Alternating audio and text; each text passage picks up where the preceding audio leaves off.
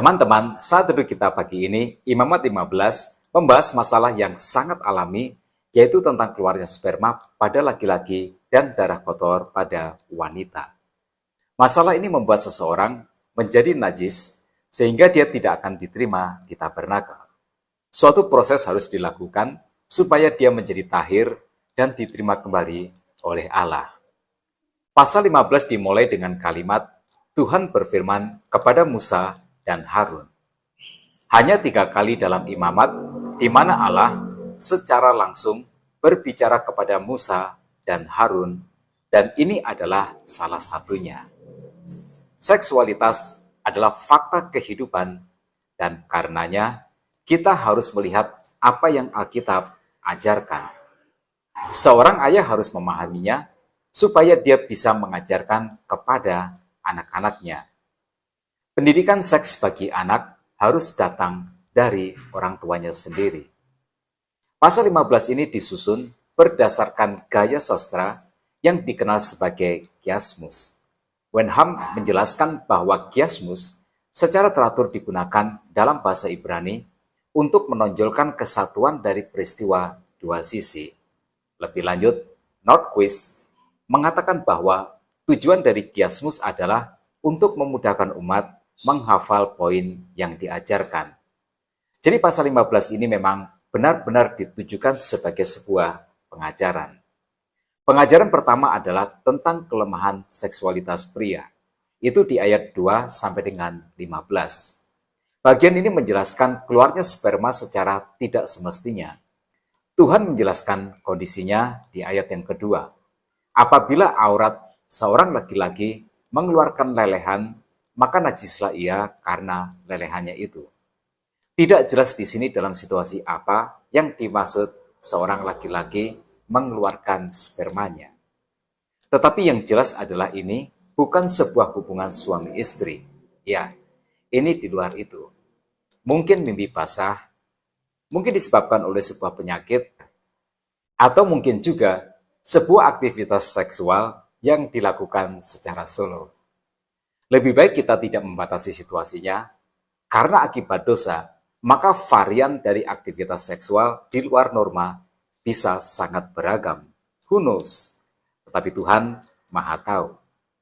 Yang perlu diperhatikan adalah efeknya. Efeknya menular. Apapun yang disentuh pria ini menjadi najis.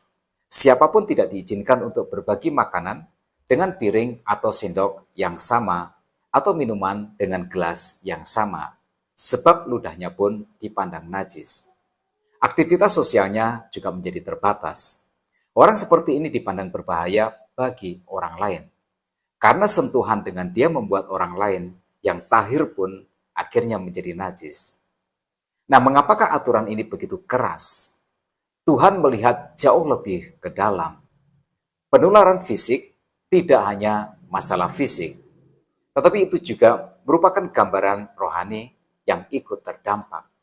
Jadi tidak heran jika umat perjanjian baru memiliki peringatan dalam surat 1 Korintus pasal 15 ayat yang ke-33, janganlah kamu sesat, pergaulan yang buruk merusakkan kebiasaan yang baik.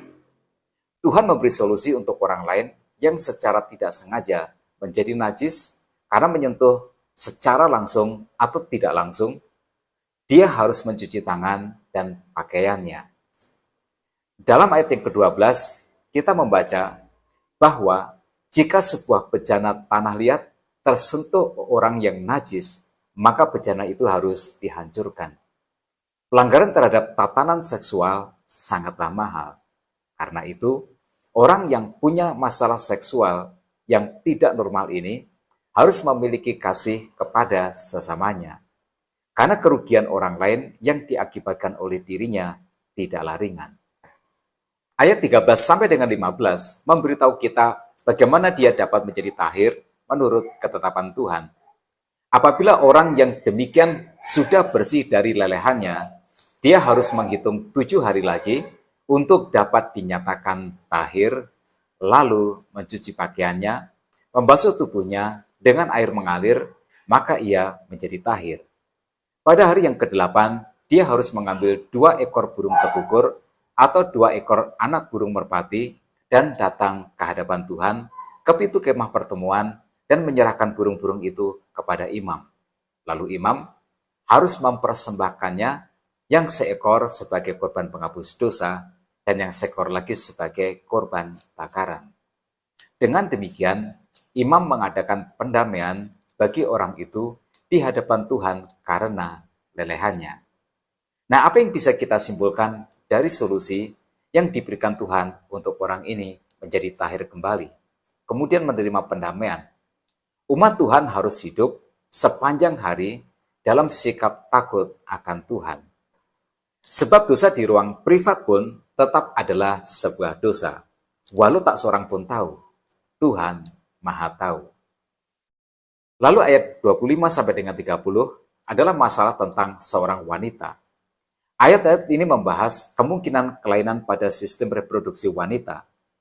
Dalam kiasmus paralel ini, yang membahas masalah keputihan yang tidak normal dari seorang wanita, dia dianggap najis sampai dia menjadi sembuh. Nah, apapun yang disentuhnya, atau siapapun yang menyentuhnya, dianggap najis. Jelas dampak sosialnya signifikan, tetapi dampak rohaninya jauh lebih besar. Dalam ayat 28 sampai dengan 30, kita belajar bahwa selalu ada solusi yang dari Tuhan. Kita mulai dulu dengan ayat 19 sampai dengan 24. Perempuan yang sedang haid mengeluarkan darah kotor ditetapkan najis selama 7 hari. Apapun yang disentuh atau tersentuh dianggap najis. Dan suaminya yang berhubungan badan dengan istri yang sedang haid menjadi najis juga selama 7 hari. Dasar Tuhan memberi ketentuan ini adalah darah yang tidak hidup atau yang memberi kehidupan yang tertumpah mencemarkan tempat kudus. Nah, melalui peringatan ini, hidup sejatinya adalah anugerah Tuhan. Anugerah Tuhan yang harus kita syukuri.